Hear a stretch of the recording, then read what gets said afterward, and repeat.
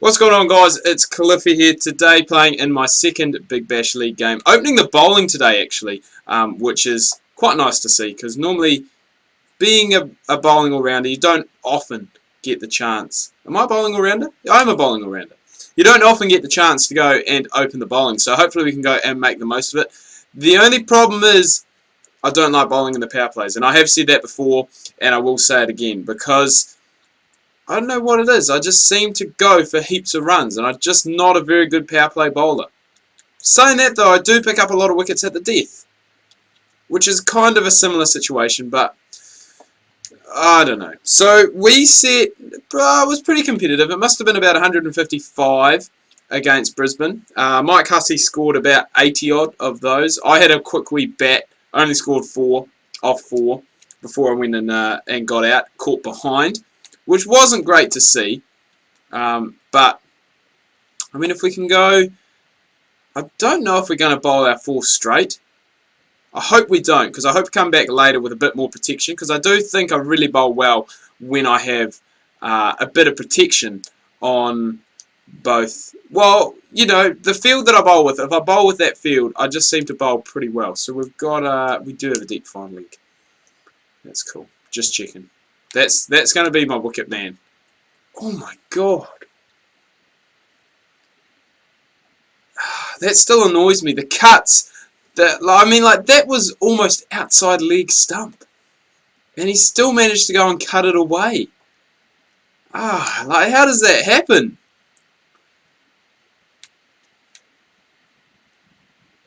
And then we get pumped. Pumped down the ground. See, like, we bowled pretty good balls, and we still go for 8 off our first over. Like I thought that was a pretty good over. We mixed it up nicely. Hit some in-swing, hit some out-swing, some seamers, some Yorkers. I actually bowled 1 over at the start, and then they brought me off. It's alright. Damn, 5 overs. We're still in. We are still in the power plays. Oh no. And I bowled no ball. Bowling no balls is bad at the best of times, especially now in limited overs cricket where you get a free hit. If you can limit it like I've done there, I've limited it to 1, so that it makes me feel a bit better about myself that I've given away the free hit. And I've only lost 2 off the first ball. You know, it could be, as I said, it could be a lot worse. Could have gone for 6. He could have hit the no ball for a 6, and then got a 6 off the free hit as well. There we go. See, bit of shape away. Craig Keyswetter can't play. I don't think Craig Keyswetter is actually playing at the moment. I think he was having eye surgery. There'll be 4 more. Yeah, I think he was having eye surgery on something. Because was he England's? I think he was England's one-day keeper for a while. I don't think he would get in now ahead of Josh Buttler, because Josh Buttler is he's a good keeper and he's a good lower order batsman as well. But yeah, Craig Keyswetter did used to be there. He was one of those players. England were kind of a wee bit funny with their wicket-keepers at one stage. Like, they kind of wanted to play 5 bowlers, and because of that, they kind of had to have their wicket-keeper opening. And so they went through heaps of wicket-keepers. That's just on a good length, and that's punched away. So another expensive over from Cliffy. Doesn't pick up his wickets like I did in the last game. I think I picked up 3 for in the last game.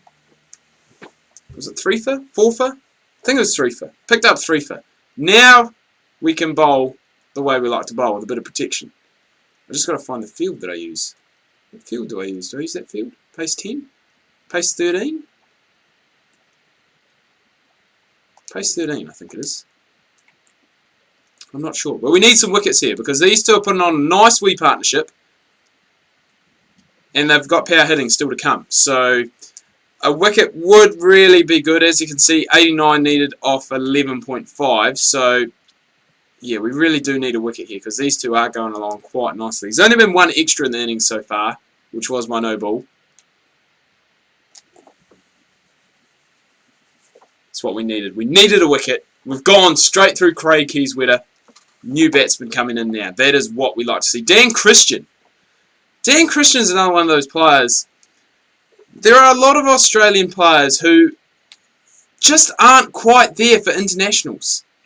Like, they have very good domestic spells, but they're just not quite there. Like Dan Christian's one, it didn't help that he didn't really have a position, like a batting position in the side. Like he was shuffled around all the time.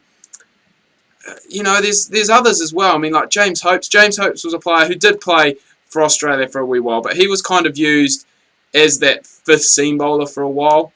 So he would either bat at number 7 or he would open up.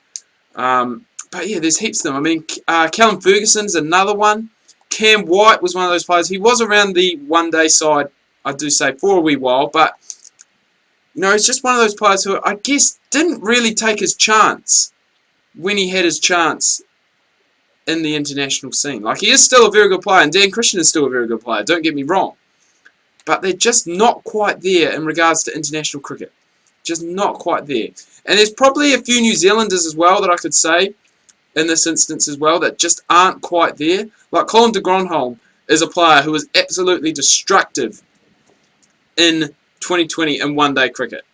And I actually talked about this in, I think it was yesterday's cricket coach video. I actually discussed this about aggressive batsmen and Colin de Grandhomme. And he is just he for Auckland in T20 cricket, he just absolutely smashes it. Like he will score in boundaries. But then you put him up to the next level and he's just not quite there. Peter Fulton was another one. It just was not quite there. Neil Broom. I mean, there are plenty. There are plenty of players who just aren't quite there. And it is a shame because, I mean, probably not so much for the New Zealand players, but Callum Ferguson, Dan Christian, and the players like that are all very good players. They are very, very good players who are just, I don't know, Callum Ferguson was there. He was plagued by injuries.